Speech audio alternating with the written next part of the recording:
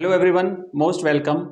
आइए आज पढ़ेंगे अपन सेकंड चैप्टर अपना आलोक धनवा साहब की रचना पतंग कविता। अपन कर रहे हैं रिवीजन हिंदी कंपलसरी का। और ये जो कविता है इसके कंप्लीट अपन व्याख्या में आपको बताऊंगा, कठिन शब्दार्थ भी बताऊंगा और जहां जहां से प्रश्न बन सकते हैं वो सारी चीजें भी अपन इसमें क्लियर करेंगे। तो हम यहाँ पे सीधे कविता पे चलेंगे। कवि परिचय हम बाद में देखेंगे, जब एक साथ सारे कवियों का जो परिचय रहेगा उसमें हम इसे पढ़ लेंगे। पतंग जो कविता है इसमें बच्चों यहाँ से शुरुआत करते हैं अपन। ओके, यहीं पे रहने देते हैं इसको, पतंग कविता। तो देखो यहाँ पे क्या होता है कि बारिश की ऋतु, वर्षा की ऋतु समाप्त हो चुकी है और इसके बाद जब शरद ऋतु का आगमन होता है तो शरद ऋतु के आगमन के साथ ही कवि इस कविता की शुरुआत कर रहे हैं। लेकिन शुरुआती दो पंक्तियां हैं, वहां पे वर्षा ऋतु के बीतने का उल्लेख किया गया है। यहां से प्रश्न बन सकता है कि कविता की प्रथम पंक्ति में कवि ने किस ऋतु की बात कही है। तो कविता की प्रथम जो पंक्ति है बच्चों, कहता है कि सबसे तेज बौछारें गई, भादो गया सवेरा हुआ। तो सबसे तेज बौछारें गई और भाद्रपद महीना समाप्त हो गया, मतलब वर्षा ऋतु समाप्त हो गई। तो शुरुआती पंक्ति में कवि ने वर्षा ऋतु की बात करी है, ध्यान रखना, ठीक है ना। तो यहां पे कवि ने किस ऋतु की बात करी है बच्चों? वर्षा ऋतु की बात करी है। आगे क्या कहता है कि सबसे तेज बौछारें गई और भादो गया, मतलब भाद्रपद महीना जो है ना, बरसात के 4 महीने बच्चों रहते हैं और भाद्रपद महीना जब बीतता है उसके बाद में बारिश की तेज बौछारों की संभावना समाप्त हो जाती है। तो वर्षा ऋतु जा चुकी है और अब तेज बौछारें गिरने की संभावना नहीं है। अब जो सवेरा हुआ है, अब जो वर्षा ऋतु के बाद में आसमान जब स्वच्छ हो गया है, आकाश एकदम साफ है और अब जो सवेरा हुआ है ये सवेरा एकदम नया है। और कैसा नया है? खरगोश की आंखों जैसा लाल सवेरा। ये एक सवेरा जो है ना, ये लालिमा लिए हुए है। जब यहां से सूर्योदय होता है बच्चों, और सुबह के समय का जो सूर्य होता है वो उदय जब होता है तो कुछ लालिमा लिए होता है और आकाश साफ है तो वो लालिमा बिल्कुल साफ जो है वो पूरे पृथ्वी पर, प्रकृति पर हमें दिखाई देती है। तो इस लालिमा की तुलना कवि ने, आलोक धनवा साहब ने बच्चों खरगोश की आंखों से की है। तो दूसरा प्रश्न यहां पे बन सकता है कि पतंग कविता में सवेरे की लालिमा की तुलना किससे हुई है? तो खरगोश की लाल आंखों से हुई है, इस बात का ध्यान रखना। नेक्स्ट क्या कहता है कवि कि शरद आया पुलों को पार करते हुए। यहां पर कई सारी चीजें आपको ध्यान देनी। पहले तो यह है कि शरद ऋतु में का मानवीकरण किया गया है, क्योंकि शरद ऋतु जो है ना, इसमें मानवीय भावों का, उसे मनुष्य की तरह चलते हुए आते हुए दिखाया गया है। कैसे आते हुए? पुलों को पार करते हुए, नदियों के ऊपर जो पुल बने हुए हैं उन पुलों को पार करते हुए शरद आगे बढ़ रहा है। मतलब यहां पे मानवीकरण अलंकार है। पहली बात तो अलंकार अगर पूछा जाए कि भाई इसमें कौन सा अलंकार है, तो बच्चों इसमें मानवीकरण अलंकार का प्रयोग जो है वो कवि ने किया है, मानवीकरण। दूसरा यहां पर यह है कि शरद जो है वो किसको पार करते हुए आगे बढ़ रहा है? तो शरद पुलों को पार करते हुए। पुल क्या होता है? नदी के ऊपर आपने पुल देखे होंगे, क्योंकि बारिश अभी अभी समाप्त हुई है और नदियों में पानी चल रहा है, नदियों के ऊपर पुल बने हुए हैं, तो उन पुलों से होते हुए शरद ऋतु आगे बढ़ रही है अपनी नई चमकीली साइकिल तेज चलाते हुए। अब शरद ऋतु जो है ना, यहां पे अपनी नई चमकीली साइकिल को तेज चलाते हुए, नई चमकीली साइकिल किसे कहा बच्चों? तो नई चमकीली साइकिल कहा है जो प्रकाशमान दिन है, जो प्रकाश फैला हुआ चारों तरफ, जो एकदम स्वच्छ आसमान वाला जो दिन है, इस नए दिन को कवि ने नई चमकीली साइकिल कहा है। इस नई चमकीली साइकिल पर सवारी करते हुए, नई चमकीली क्यों? क्योंकि आकाश बिल्कुल साफ है और एकदम सीधी तेज किरणें पृथ्वी पर आ रही है, स्वच्छ आकाश है और दिन एकदम बिल्कुल प्रकाशपूर्ण दिन है। तो इसे एक साइकिल के समान माना है कि शरद ऋतु इस साइकिल पे सवार होके, शरद ऋतु रूपी बालक इस साइकिल पे सवार होके आगे बढ़ रहा है और घंटी बजाते हुए जोर जोर से। जैसे मान लो कोई बच्चा साइकिल पे जब सवारी करता है, उसको साइकिल को चलाते हुए आगे बढ़ता है तो वो कितने जोर जोर से टिनिंग टिनिंग घंटी बजाता है, तो वैसे शरद ऋतु की घंटी बजाते हुए आगे बढ़ रहा है, चमकीले इशारों से बुलाते हुए। चमकीले इशारे यहां पर तेज जो किरणें हैं प्रकाश की, सूर्य की किरणें हैं, उन सूर्य की किरणों को तेज इशारे कहा है।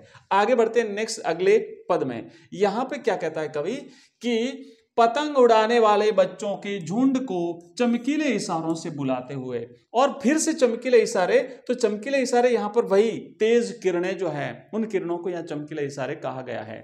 अब कैसे बुलाता है कि ऐसे कोई आवाज नहीं लगाता है कि बच्चों आ जाओ पतंग उड़ाते हैं, नहीं, मतलब यह है कि आसमान साफ है और साफ आसमान में पतंग उड़ाई जा सकती है। बादल वाले दिनों में पतंग नहीं उड़ाई जाती। तो ऑटोमेटिक जब मौसम साफ होता है, जैसे ही शरद ऋतु का आगमन होता है, तो बच्चे उस मौसम में पतंग उड़ाना शुरू कर देते हैं। इसलिए कहा है कि पतंग उड़ाने वाले बच्चों के झुंड को एक इस मौसम के आगमन से ही पता चल जाता है कि भाई पतंग उड़ाने के दिन आ गए हैं। तो ये चमकीले इशारों से बुलाते हुए, मतलब रोशनी पड़ते ही, प्रकाश, साफ आसमान से प्रकाश पड़ते ही बच्चों को लगना शुरू हो जाता है कि पतंग उड़ाने के दिन आ गए। आकाश को इतना मुलायम बनाते हुए कि पतंग ऊपर उड़ सके। और अभी आसमान को बिल्कुल मुलायम बना दिया। मुलायम का मतलब यह है कि न तो तेज गर्मी है न तेज ठंड है, बिल्कुल मौसम ऐसा है कि बिल्कुल सुहावना है, जिसमें बच्चे पतंग आराम से उड़ा सकते हैं। तो यहां पे आसमान को मुलायम बनाते हुए बच्चों बताया गया है। ध्यान रखना, यहां से प्रश्न बन सकता है कि आकाश को बनाते हुए, रिक्त स्थान आएगा, आकाश को बनाते हुए, क्या आकाश को मुलायम बनाते हुए, आकाश को कठोर बनाते हुए, आकाश को चमकीला बनाते हुए, या उपयुक्त में से कोई नहीं, या उपयुक्त सभी। तो बच्चों आकाश को मुलायम बनाते हुए। मुलायम क्यों बनाया है? ताकि पतंग ऊपर उठ सके। हल्की होती है पतंग, उसका कागज हल्का होता है, उसके बीच में जो कमानी लगती है बच्चों, आप ये पतंग देख सकते हैं, ये जो कमानी होती है, इसके बीच की जो डंडियां होती है ना, बांस की जो डंडियां होती है पतली सी, वो जो है वो क्या होता है बच्चों, इसकी जो कमानी होती है बच्चों, हाँ, तो ये पतंग जो है ना, इस पतंग की जो बीच में जो डंडी आती है, कमानी जो होती है, वो भी बांस की बिल्कुल पतली हल्की होती है। तो ये हल्की पतंग ऊपर उड़ सके। कब ऊपर उठेगी? जब आसमान एकदम साफ होगा तभी ऊपर उठेगी, इसलिए आसमान को मुलायम बनाया गया है। दुनिया की सबसे हल्की और रंगीन चीज उड़ सके।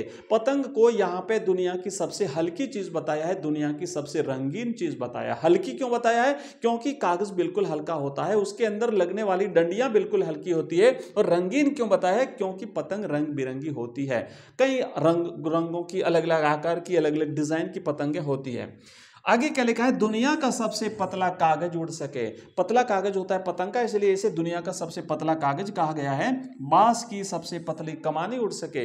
इसके अंदर जो खपच्ची लगती है, जैसे मान लीजिए ये पतंग है, तो इस पतंग के अंदर जो खपच्ची लगती है बांस की बच्चों, ये पतली होती है, बिल्कुल हल्की होती है, ये भी ऊपर उड़ सके कि शुरू हो सके सीटियों, किलकारियों और तितलियों की इतनी नाजुक दुनिया।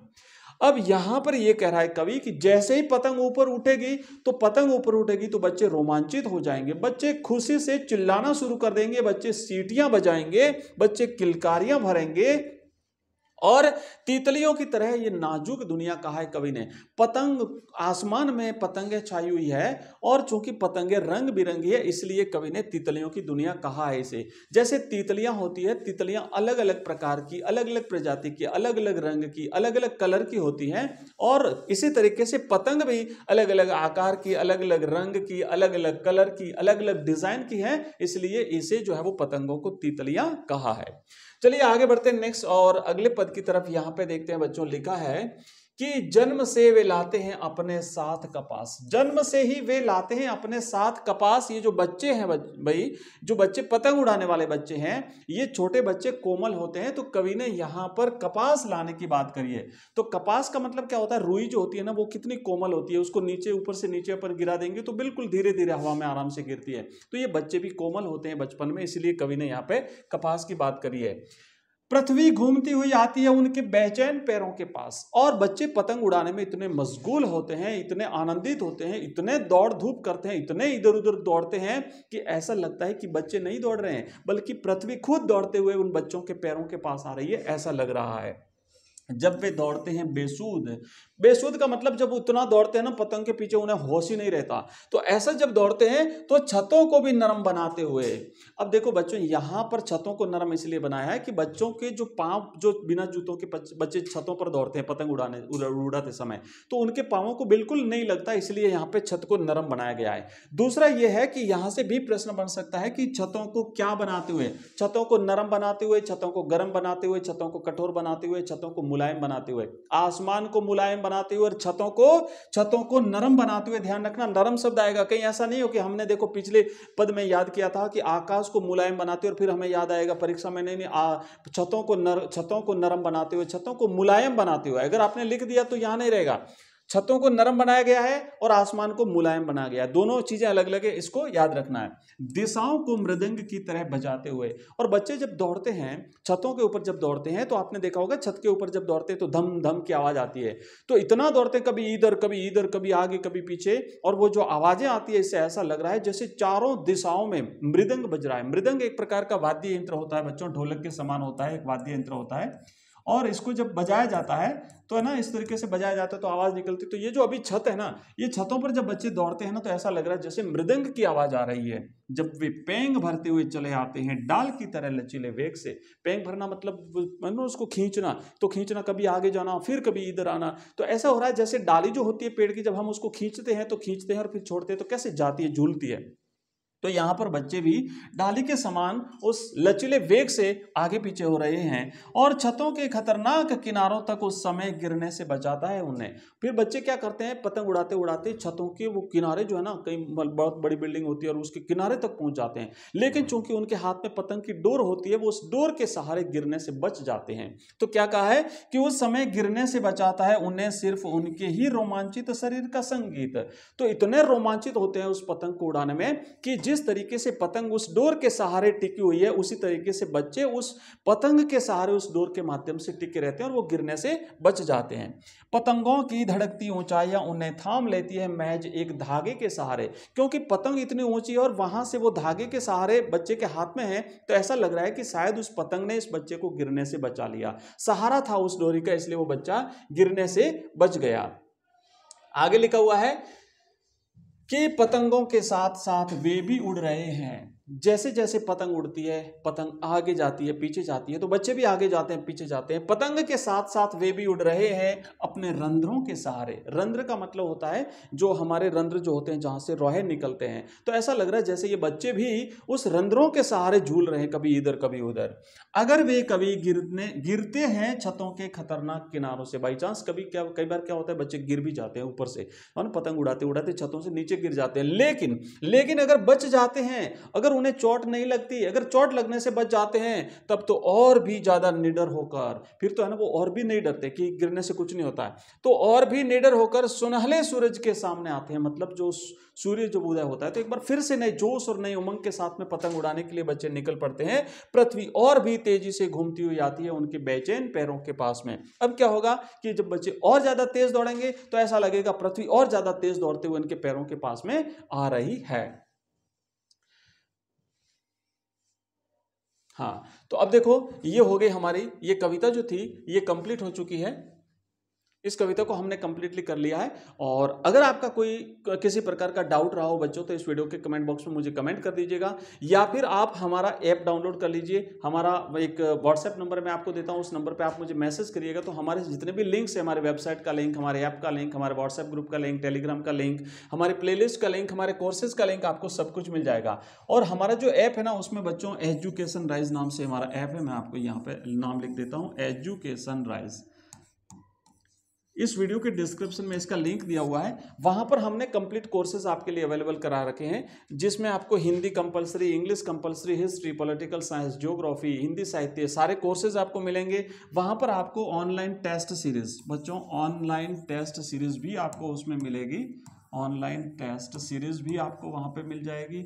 और इसी के साथ साथ आपको मॉडल पेपर्स, बोर्ड के पैटर्न के अकॉर्डिंग आपको 10-10 मॉडल पेपर्स भी जो है वो बच्चों यहाँ पे मिल जाएंगे। तो अगर आप वहां से देखना चाहते हैं तो देख सकते हैं। ठीक है, मिलते हैं अगली क्लास में, तब तक के लिए जय हिंद, जय भारत, थैंक यू।